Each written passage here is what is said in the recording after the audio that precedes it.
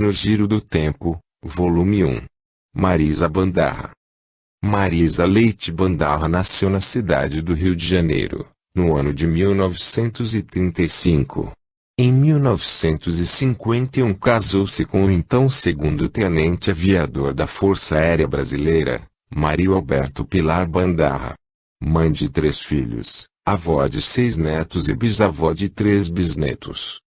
Criada na religião católica, iniciou sua busca espiritual ainda adolescente. Procurou os conhecimentos espirituais através da leitura esotérica e no decorrer de sua juventude frequentou centros espíritas kardecistas e umbandistas. E foi na Umbanda esotérica, em 1980, que começou o seu desenvolvimento mediúnico. Estudou também a apometria, técnica de libertação da obsessão, desenvolvida por um psiquiatra espírita de Porto Alegre, Dr. José Lacerda de Azevedo. Por 2 anos, frequentou no Rio de Janeiro, um grupo formado por este, adquirindo tais conhecimentos. Mas foi a partir de 1986, sob a orientação de vovó Maria Baiana, entidade que muito ajudou, que ela principiou a psicografar. Manifestou-se então o seu mestre oriental, preparando-a para o trabalho espiritualista, despertando o seu desenvolvimento mediúnico. Desde 1987, quando um grupo foi formado, ela preside esse trabalho. Em 1990, mudando-se para a cidade de Cruz Alta no Rio Grande do Sul, continuou se dedicando a esse mesmo trabalho, formando e dirigindo um novo grupo. Sem ser filiada à Federação Espírita, numa linha espiritual independente, a Casa do Amor Universal, sob a coordenação do Mestre Oriental e com auxílio da Corrente da Luz de Jesus, se dedica a um trabalho de expansão de consciência, transmitindo palestras, auxiliando a quem necessita de ajuda, despertando a conscientização da unidade com nosso Criador e buscando desenvolver a energia do amor cósmico. O grupo de médiuns se reúne 3 noites por semana, num atendimento ao público. Em 1999, Marisa passou a escrever os livros que hoje apresenta, sob inspiração de seu mestre, através da intuição. Baseados nas experiências por ela mesma vividas e de outras pessoas amigas ou conhecidas, a autora espera conseguir com estes livros, através da internet, atingir seu objetivo, ajudar no despertar de consciência daqueles que estão em busca de uma maior compreensão da vida eterna. Tendo que retornar ao Rio de Janeiro em 2001, fixou novamente residência nessa cidade. Mas o grupo mediúnico da Casa do Amor Universal continuou, em Cruz Alta, o trabalho espiritual do despertar da consciência. Aqui no Rio a autora afiliou-se à editora virtual Outbook, colocando seus livros gratuitamente, através do site www.outbook.com.br, e tem espiritualidade, onde tem conquistado um grande número de leitores. No Giro do Tempo. De maneira singela e linguagem simples, este livro nos faz pensar e nos leva a meditar sobre um dos mistérios ainda não totalmente compreendido em séculos e séculos de especulação de várias religiões. O que somos? Por que aqui estamos? Para onde vamos? À luz da doutrina espiritualista ou esotérica é comum dizerem, a autora narra a saga de alguns espíritos, que em suas sucessivas reencarnações nos dá uma ideia bastante precisa da lógica cósmica e das suas leis absolutamente perfeitas. As reencarnações dos personagens desse romance esotérico nos dão uma noção lógica, clara, absolutamente normal da sequência dos estágios de sua evolução. Da busca da redenção através das oportunidades que lhes são dadas rumo ao aperfeiçoamento.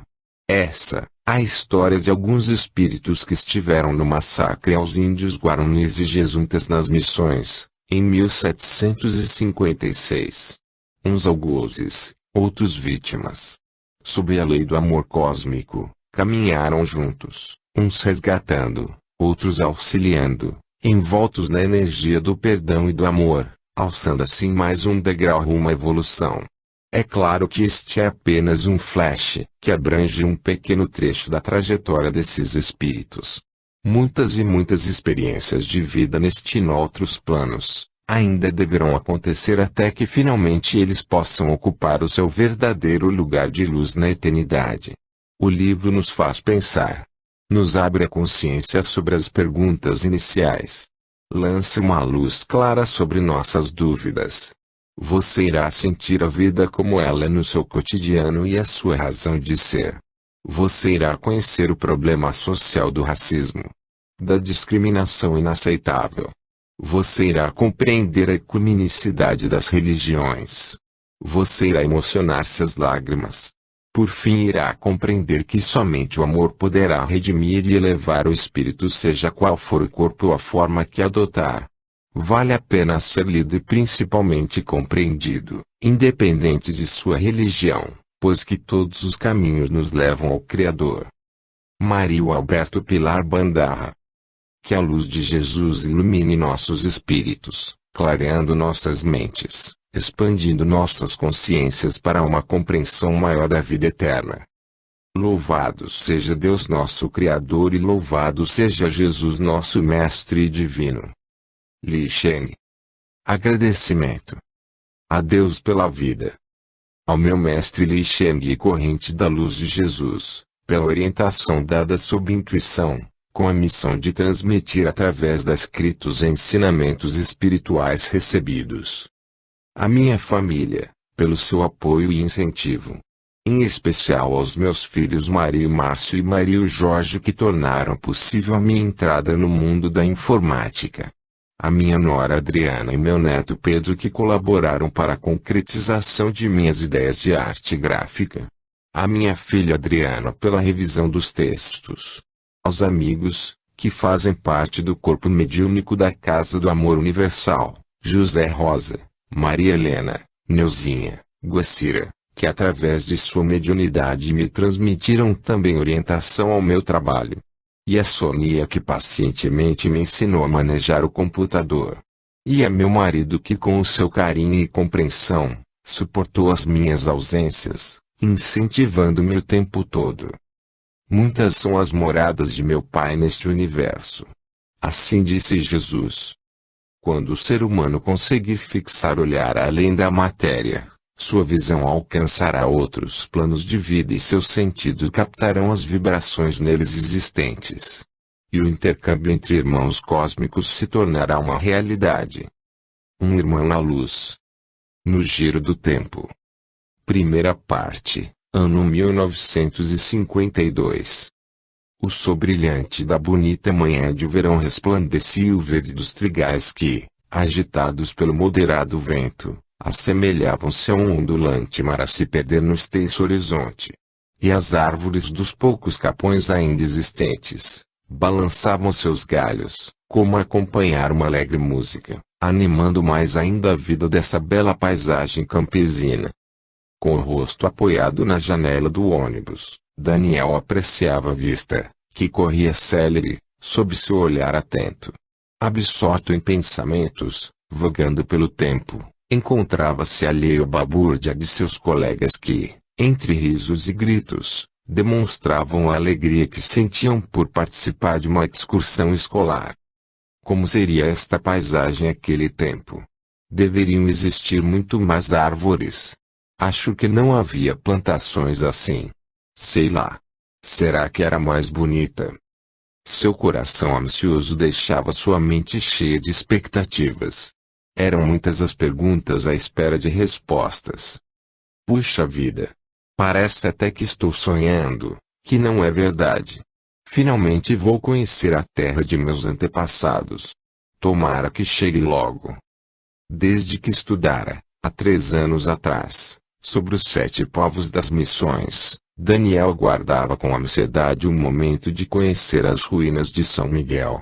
Sabia que uma excursão a este local fazia parte da programação de estudos sobre a história do Rio Grande do Sul, mas, por motivos diversos, tal projeto fora adiado por vezes, deixando-o angustiado, aumentando ainda mais o desejo crescente de conhecer suas raízes.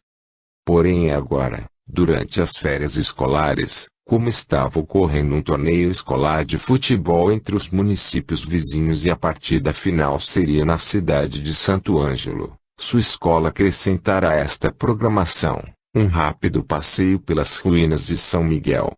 Seria uma forma de compensação pela frustrada excursão dos últimos anos.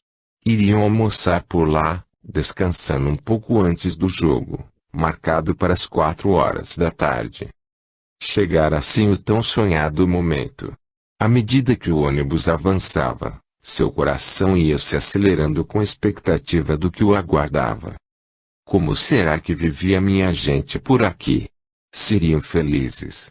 Pelo menos devia ser bom conviver com gente igual a gente.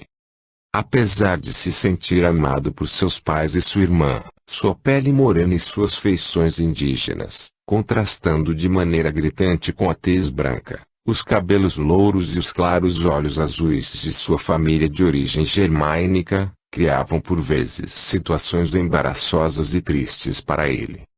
Amava os pais adotivos e, na compreensão de seus 14 anos, era grato por sua acolhida. Mas, não obstante, um profundo sentimento de rejeição habitava escondido em seu coração. Sentia a discriminação racial existente entre a população da pequena cidade onde morava, colonizada por alemães no início deste século. Os pais nunca esconderam dele a sua origem e costumavam chamá-la de filho querido do coração, presente dos céus.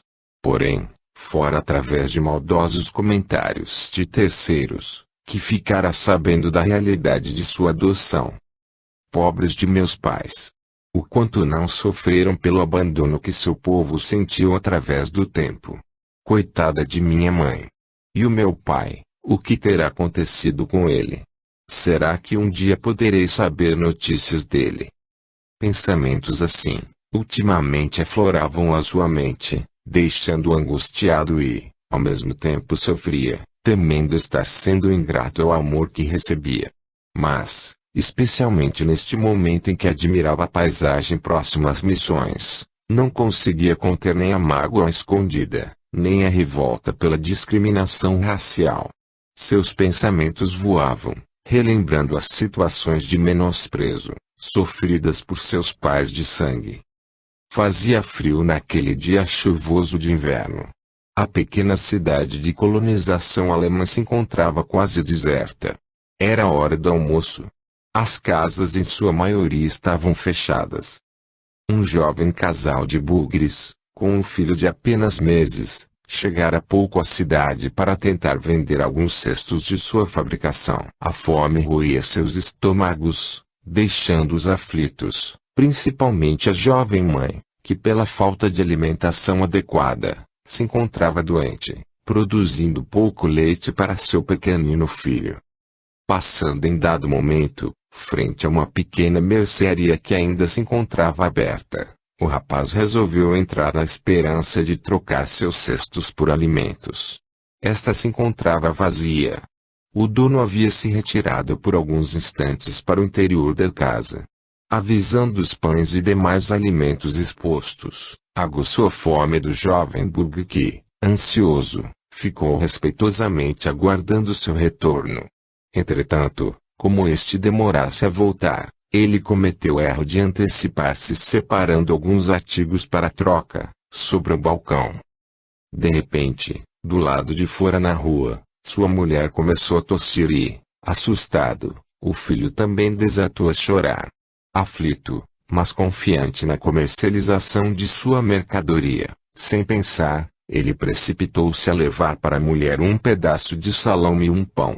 Neste momento o dono da mercearia retornou e, indignado com o que via, sem querer ouvir as explicações do bugre, pois considerava este um ser de sub-raça, ladrão por índole, começou a gritar pedindo auxílio. Aos brados de pega ladrão! Um vizinho acorreu e juntos dominaram o rapaz que, aturdido, não soubera reagir. Levaram-no então, às pressas, para a delegacia próximo dali. A jovem mãe, desesperada, gritava pedindo que nada fizesse com ele. Sendo totalmente ignorada, esta ficou para trás aos prantos, sem saber o que fazer olhava à sua volta, desorientada, tossindo cada vez mais. De uma casa próxima, saiu um pastor luterano para ver a causa de tantos gritos. Entretanto não chegara tempo de assistir o que havia se passado, portanto não pudera intervir, impedindo o acontecido. Mas, ao ver a jovem mãe naquele estado desesperador, acolheu-a na igreja. Fraca, angustiada, ardendo em febre, esta desmaiou em seus braços. O jovem Bulga ficara preso na delegacia, aguardando julgamento pelo suposto roubo. A mulher do pastor, condoída com a situação, abrigou a pobre mãe em sua casa, tratando-a com cuidado.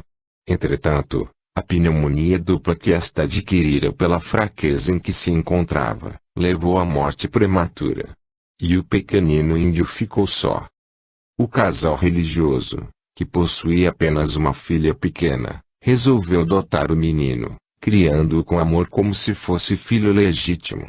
Quanto ao pai, enviado para a penitenciaria estadual, nunca mais se soube dele.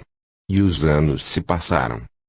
Mas a maledicência da população racista não deixou que a verdadeira história dos pais de Daniel fosse veiculada.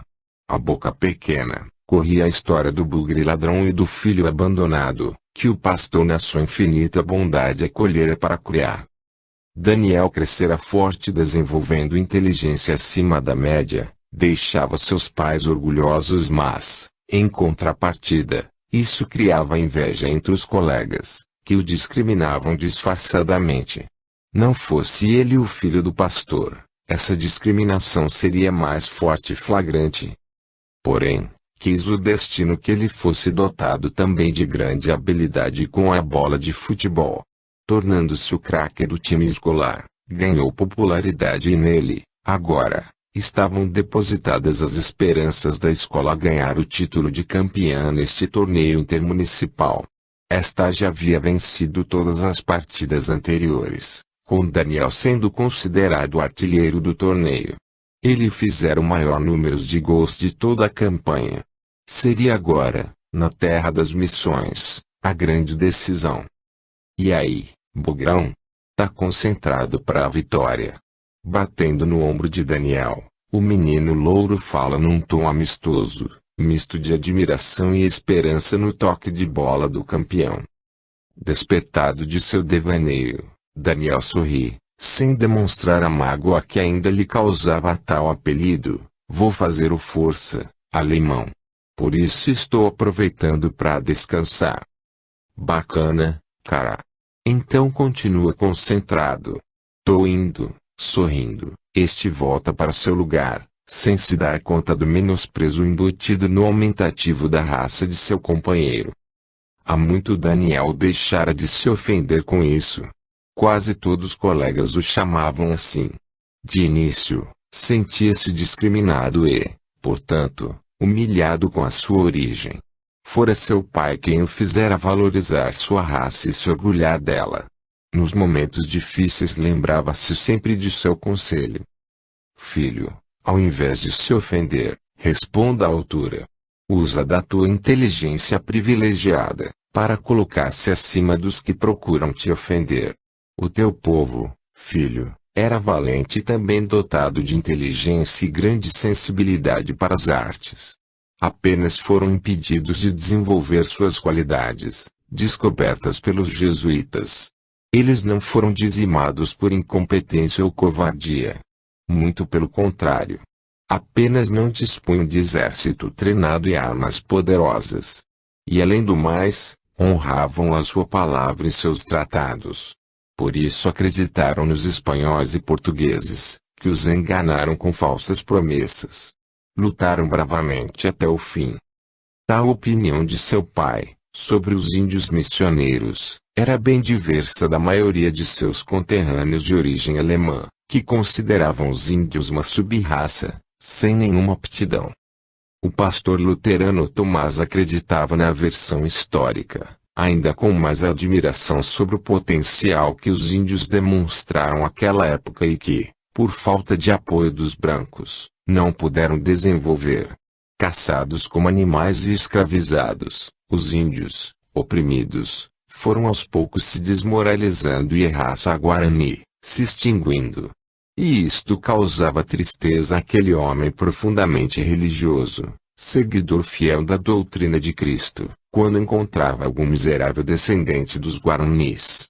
Fora, portanto, com um sentimento de respeito e também em reconhecimento a certos fatos vividos por seu avô com alguns índios, na época do início da colonização alemã na região das Missões, que Tomás adotara com amor, o pequeno índio. Assim, apesar da mágoa que causava a disfarçada discriminação à sua origem, Daniel passou a aceitar ser chamado de Bugri, com determinação. Buscava sempre ser vitorioso em tudo no que se empenhava. Em sua mente, amadurecida para sua idade, a cada vitória conquistada sobre seus colegas, ele honrava sua origem. Ao mesmo tempo, dedicava a seu pai em retribuição a tudo que este lhe ensinava com tanto amor. À medida que o ônibus ia se aproximando da cidade de Santo Ângelo, o entusiasmo ia crescendo entre os estudantes que, com grande algazarra, treinavam a torcida para o tão esperado jogo. O barulho não impedia que Daniel continuasse absorto em seus pensamentos.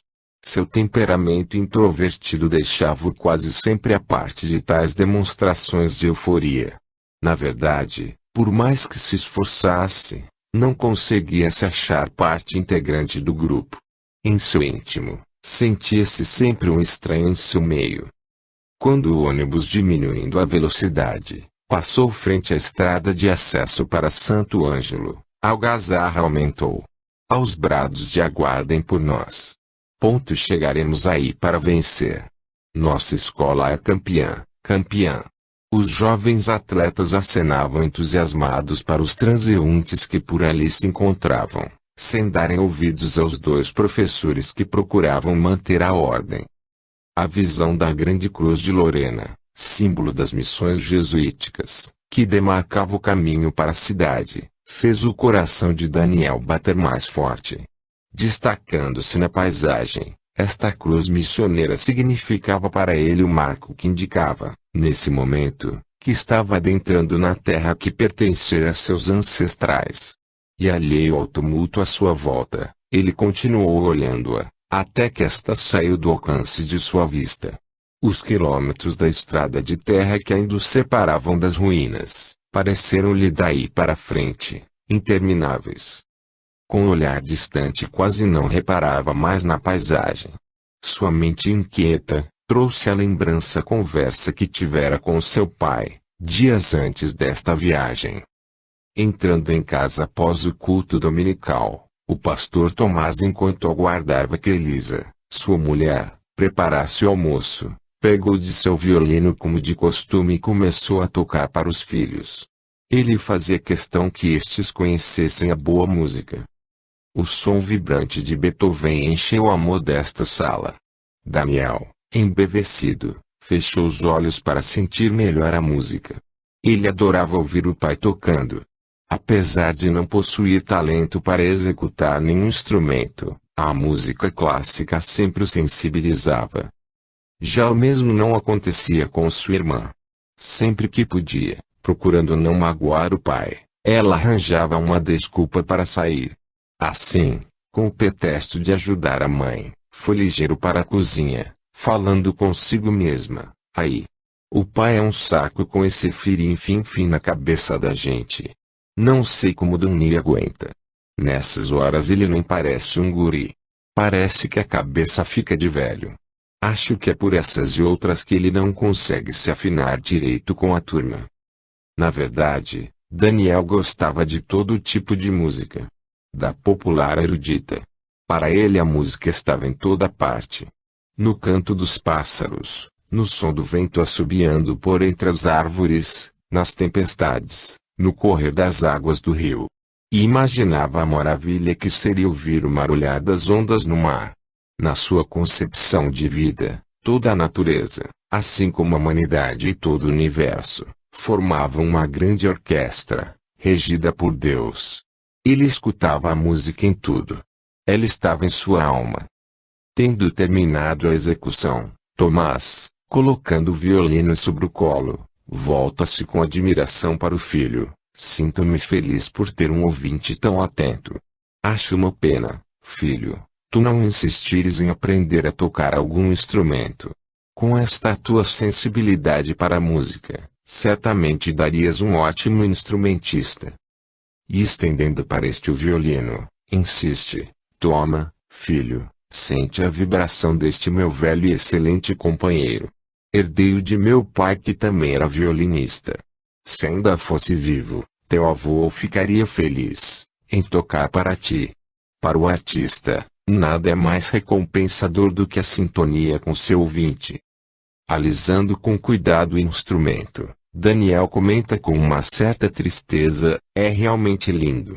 Mas nas minhas mãos, ele não poderia transmitir o som perfeito que tu consegues, pai. Eu não tenho teu talento. E como poderia herdá-lo? Tomás, olhando nos olhos do filho, responde com carinho: mas tu tens herança da música no teu sangue. A tua raça, Dani, era musical. Foi através da música que os jesuítas atraíram para as missões o povo guarani. Eles aprenderam a cantar e a tocar a música erudita e com perfeição, como se tivessem estudado nos melhores conservatórios europeus. E sabes o que mais? Aprenderam também a fabricar violinos e flautas, e estes eram tão perfeitos, que os jesuítas os exportavam para a Europa. Mas, pai, se os jesuítas educavam dessa forma o povo guarani, porque as missões foram destruídas? Não consigo entender uma coisa dessas. Exatamente por elas estarem se tornando uma nação forte, os espanhóis e os portugueses começaram a temer a sua força crescente. Os guaranis aprenderam com facilidade a fundir sinos, utensílios, armas para caça. Esculpiam santos em madeira, pintavam afrescos, teciam panos para vestimenta, fabricavam tijolos e outras tantas coisas mais.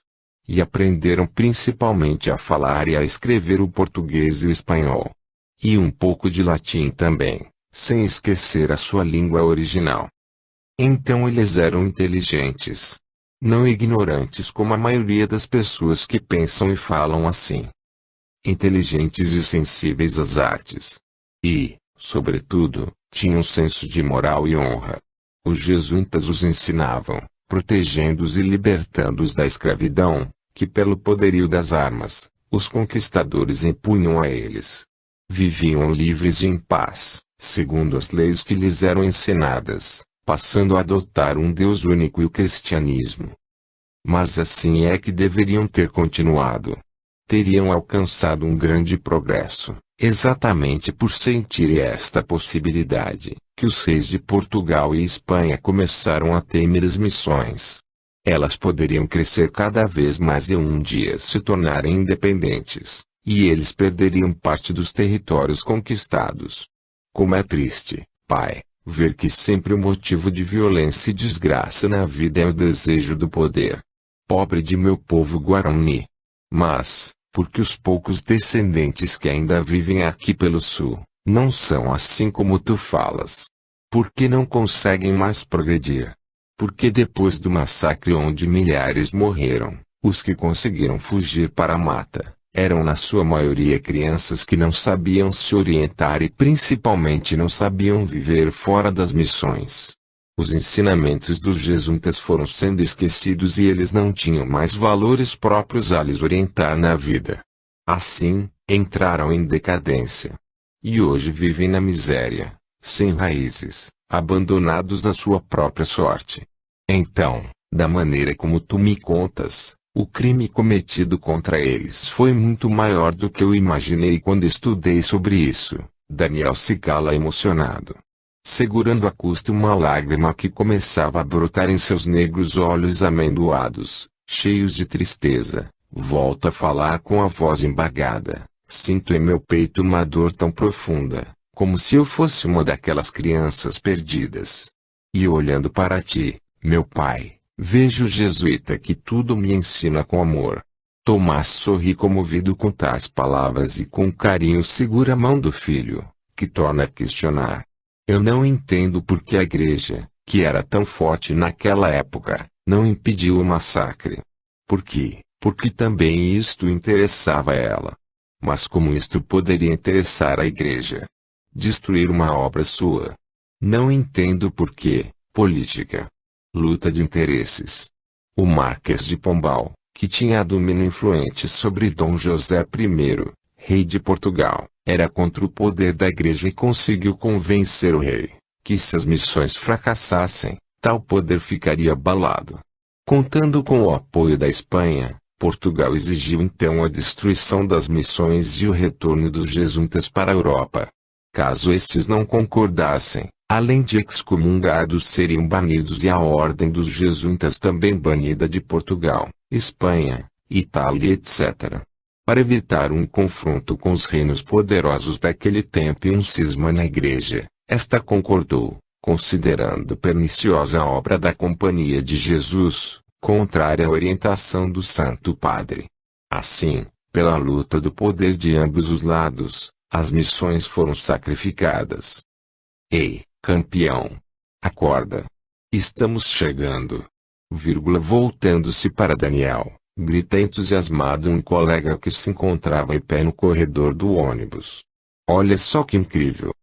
Retirado bruscamente de suas lembranças, um pouco atordoado, ele coloca a cabeça para fora da janela, para ver melhor as ruínas. A emoção toma conta dele. Finalmente pisaria no chão de suas raízes. Em seguida saltar do ônibus, Daniel, ao invés de correr como a maioria de seus colegas, fica parado, olhando admirado a grande ruína. Mas ela é bem maior do que eu imaginava. Como foi possível, num tempo em que nada aqui existia, eles construírem uma obra assim tão grande? Com o coração batendo mais apressado, ele caminha devagar apreciando cada detalhe daquela construção que se impunha altaneira na paisagem, num testemunho vivo da força de um trabalho realizado com amor. Separado de seus colegas, ele fica percorrendo cada canto, alisando as paredes, imaginando que mãos teriam feito aqueles tijolos. E, ao visitar o museu, admirando as obras de arte que foram preservadas pelo tempo, sua mente ativa guardava como um tesouro especial cada palavra explicativa do guia.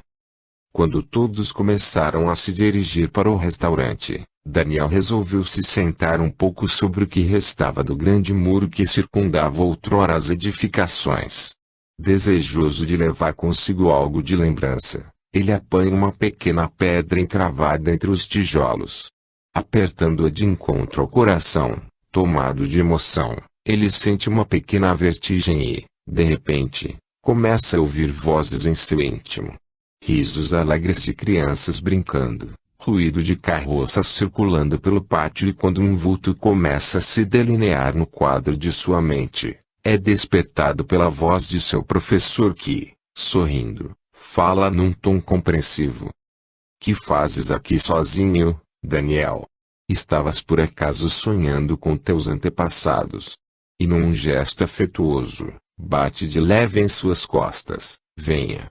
O almoço já está sendo servido. E o nosso artilheiro tem que estar bem alimentado. Oh, me desculpa, professor. Acho que me distraí. Traço disfarçadamente, guarda com cuidado a pequena pedra em seu bolso. E ainda surpreso com o que acabara de sentir, pensa emocionado, esta pedra será o talismã sagrado que me ajudará a conquistar a vitória no jogo. O final do torneio fora tranquilo e a escola Eugênio Rupp tendo vencido o jogo, é sagrada campeã intermunicipal. Como capitão do time, Daniel levanta o troféu conquistado com bastante garra.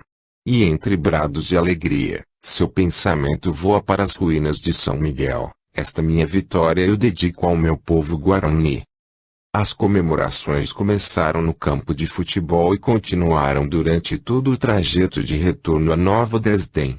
O Bugrão fora mais uma vez o grande goleador. Homenageado pelos colegas, sentia-se extremamente feliz, imaginando que havia sido abençoado por seus ancestrais. Chegando exausto em casa, foi recebido com vivas por sua família. E à noite, sozinho em seu quarto ao deitar, agradeceu a Deus de todo o coração, pelo dia maravilhoso que tivera. Segurando com força sobre o peito a pequena pedra recolhida nas missões, Daniel adormeceu rememorando tudo que vira por lá. O sol vermelho do cair da tarde já se escondia por trás da coxilha. Os sinos da torre da igreja tocavam sonoros e vibrantes. Aos poucos os índios iam se encaminhando para o grande portão das missões. Solitário, um velho bugre continuava sentado sobre uma frondosa árvore. Pensativo, apreciava o pôr do sol. Inesperadamente Daniel surge em meio a esta cena e, surpreso por se encontrar ali, sem entender o que está se passando com ele, olha tudo à sua volta. Deparando-se com o velho índio, cautelosamente vai se aproximando dele.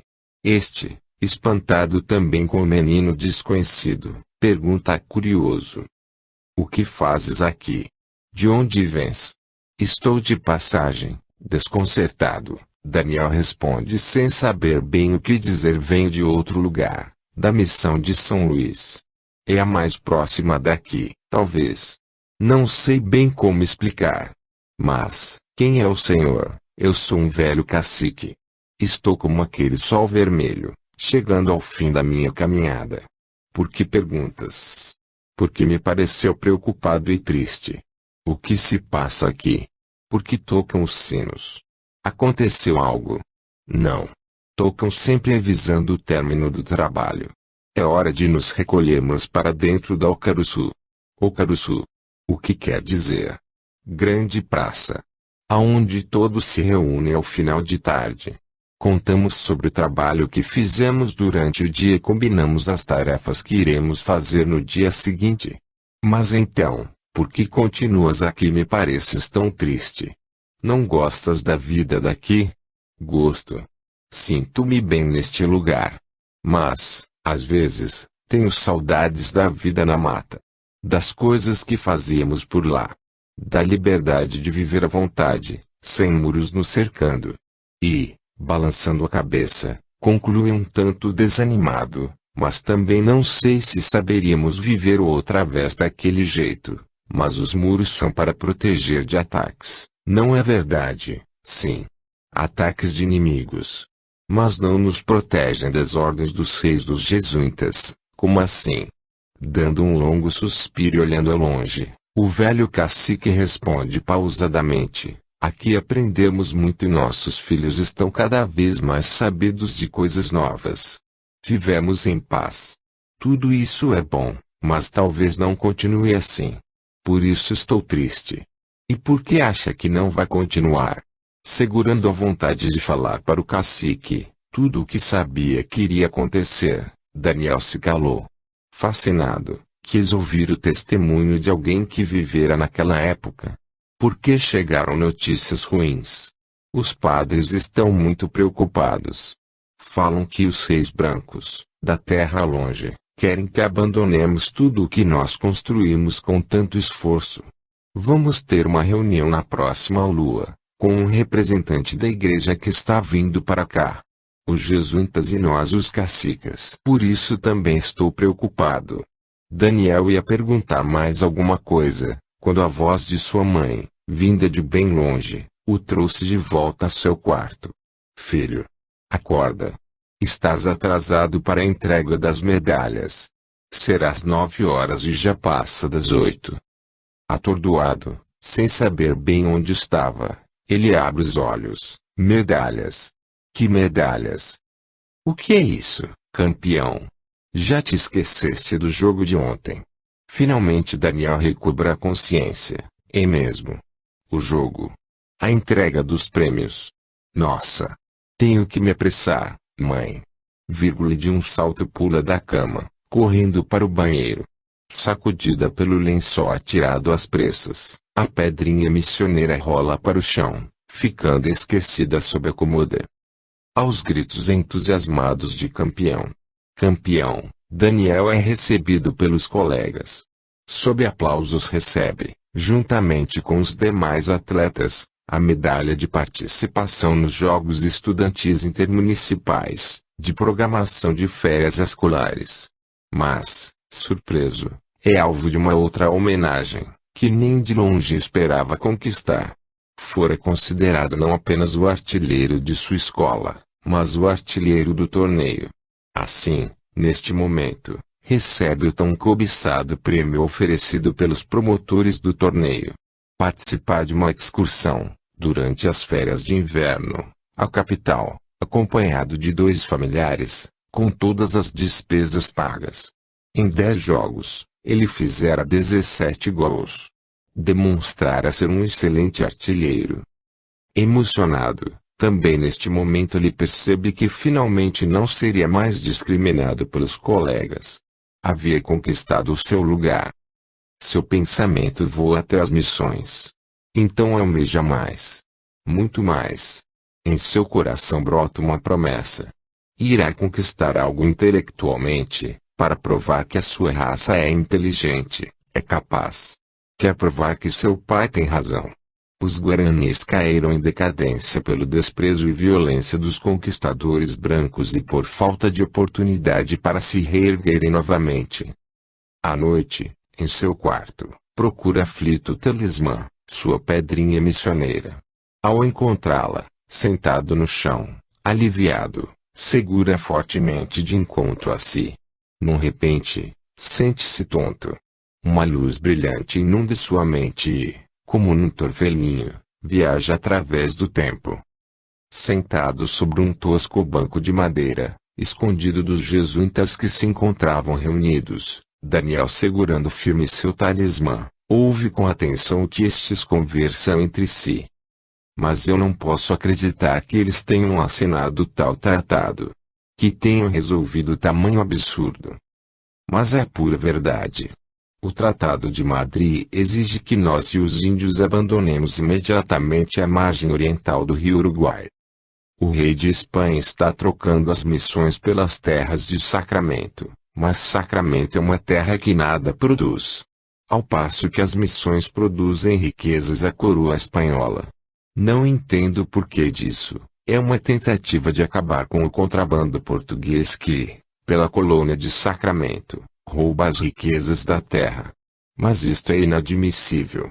Trocar terras, como pedras em um jogo de xadrez, por pura conveniência política. Como exigir que um povo abandone, do dia para a noite, uma obra só que levou 2 séculos de dedicação e trabalho extremo. Não posso conter minha revolta. Sinto mesmo que tu, irmão.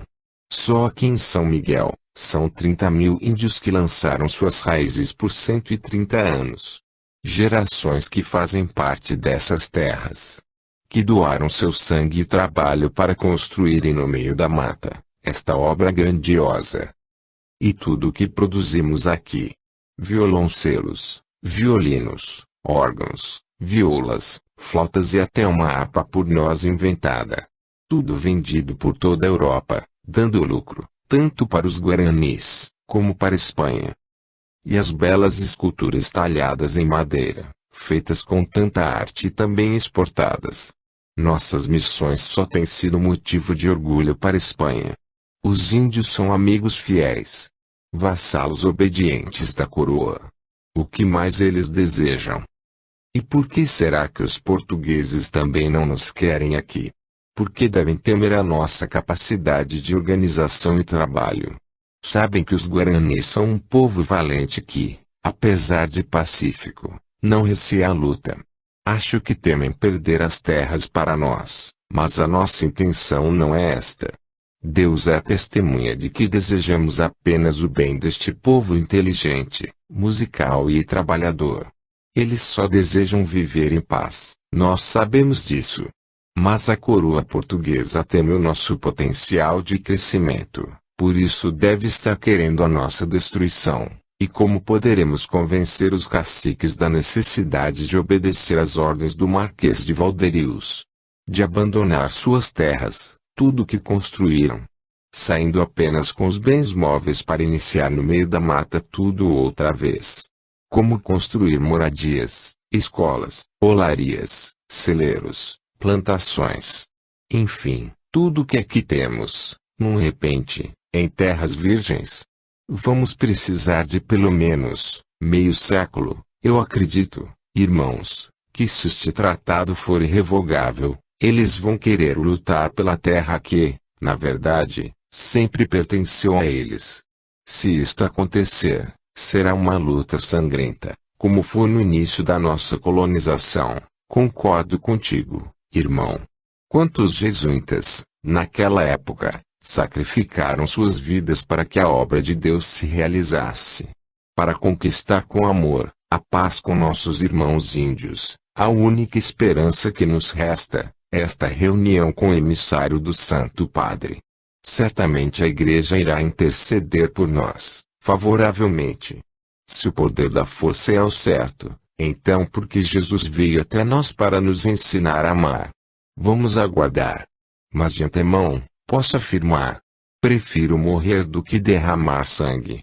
Afinal, seguimos ou não o exemplo de Cristo? Em que se baseia nossa fé? No amor ou na força? Triste com tudo que estava ouvindo, Daniel, um gesto nervoso, esfrega entre as mãos seu talismã. Como num passe de mágica, um torvelinho de luz o envolve, transportando-o de volta a seu quarto. Filho, o que fazes dormindo sentado no chão? Tão grande assim é o teu cansaço pelo dia de hoje? Pergunta Tomás, que acabara de entrar no quarto. E sorrindo com carinho, ajuda Daniel a se levantar, levando-o para a cama. O domingo amanheceu ensolarado, com a temperatura mais amena, em virtude da chuva que caíra à noite. Estava uma manhã agradável. As árvores copadas, de exuberante verde, onde os pássaros cantavam alegremente, enfeitavam mais ainda a praça central da cidade. Os canteiros cuidadosamente plantados margeavam os caminhos, colorindo-os com os diversos matizes das flores bem tratadas. Um número reduzido de pessoas heterogêneas, por ali circulava aquela hora. Algumas passeavam com seus filhos pequenos, empurrando carrinhos de bebê. Outras se aqueciam ao sol, conversando, trocando notícias. Apenas 3, isoladamente, liam com calma o jornal dominical. Um público bem diverso do cotidiano, quando muitos, na sua lida diária por ali transitavam apressados, sem prestar atenção à beleza do local. Mas o tranquilo domingo de verão convidava ao lazer. Sendo uma cidade de colonização alemã, Nova Dresden tem como principal religião a luterana. Sua igreja, de uma beleza simples, fica situada frente à praça, em um local nobre, fronteira à prefeitura. Aos poucos, fiéis vestidos com capricho além do usual, vão se aproximando. É hora do culto e a congregação hoje está em festa. Vai receber uma visita muito importante, vinda da terra de seus antepassados. Sentada em frente ao pequeno órgão, Elisa, um pouco tensa, seleciona as partituras necessárias ao ato litúrgico. Dona de uma voz clara e suave, além de tocar bem o piano, ela entoa os hinos com emoção, deixando transparecer o profundo sentimento religioso, traço marcante de sua personalidade. De temperamento sempre calmo, entretanto neste momento encontra-se um tanto ansiosa com a perspectiva de um inusitado acontecimento. Ela irá acompanhar o coral As Jovens Vozes de Berlim. São estudantes de uma escola luterana da Alemanha, apresentando-se durante as férias, pelas cidades brasileiras de colonização alemã, com a finalidade de um intercâmbio cultural. Esta é a razão do nervosismo que está sentindo. Na véspera, havia ensaiado bastante junto a eles e tudo correra bem. Mesmo assim sentia o peso da sua responsabilidade.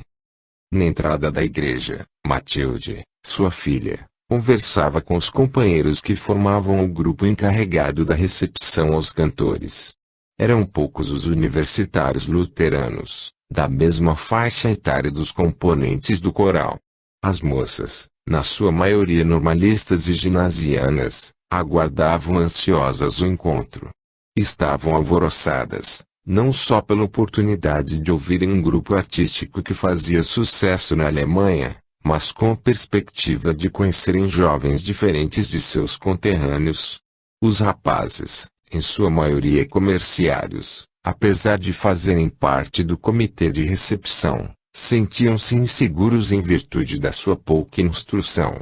Assim, não se sentiam muito à vontade. Enciumados, temiam serem considerados tolos interioranos, no confronto com os universitários europeus. Tendo finalizado o segundo ano da faculdade de Direito, Matilde, com a cabeça cheia de ideias novas, contesta tudo o que pode. Para a tristeza de seus pais, se recusa a aceitar os dogmas de sua religião, sem explicações plausíveis para ela. Não aceita a fé sem provas concretas. Porém, é por amor e respeito a eles, que está sempre presente nos cultos dominicais.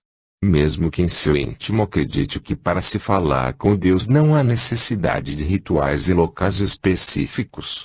Para ela, Deus está realmente em toda parte, considerando a essência de cada ser. Com tais pensamentos, ansiava por saber qual a filosofia religiosa dos componentes do coral. Afinal, vivendo no primeiro mundo, certamente eles devem ter uma mente mais aberta a esse respeito. Tomara que fale em inglês, para podermos conversar sobre tudo isso que eu sinto. Que pena não ter seguido os conselhos do meu pai e estudado alemão. O pouco que eu sei, não dá para nada. Assim pensava, escondendo das amigas o que pretendia, para não comprometer o pai. Daniel, entretanto, é o oposto da irmã. Apesar de questionar certos ensinamentos da Bíblia, tem uma índole religiosa. Sente prazer em ajudar o pai nos preparativos do ato litúrgico. Acompanha com fé os cânticos religiosos que sempre o deixam enlevado. Ouvir o pastor Tomás pregando no púlpito é constantemente para ele motivo de satisfação. Mesmo que, às vezes, não compreenda ou não aceite o teor da pregação, embevecido pela veemência da voz paterna, escuta tudo atentamente. A igreja está lotada. Toda a congregação, com poucas ausências, encontra-se presente. Conforme fora combinado anteriormente, já se encontrava ordeiramente sentada, 15 minutos antes da chegada dos tão ansiosamente esperados visitantes. Ao término dos preparativos, o pastor sobe ao púlpito para falar aos fiéis sobre a apresentação dos jovens, sua origem e o porquê de suas excursões pelo mundo. Daniel, que pela pouca idade não fazia parte da comissão recepcionista, se posiciona junto à mãe, para melhor apreciar o coral. Ao som vibrante de um hino religioso, o jovem grupo de cantores inicia sua entrada na igreja. Toda a congregação se levanta, recebendo-os com uma salva de palmas. Agradecendo com sorrisos para ambos os lados da nave, eles se dirigem para o local previamente preparado, junto ao órgão. O pastor Tomás, dando graças a Deus pela rara oportunidade de receber em sua igreja tão agradável visita, dá início ao culto.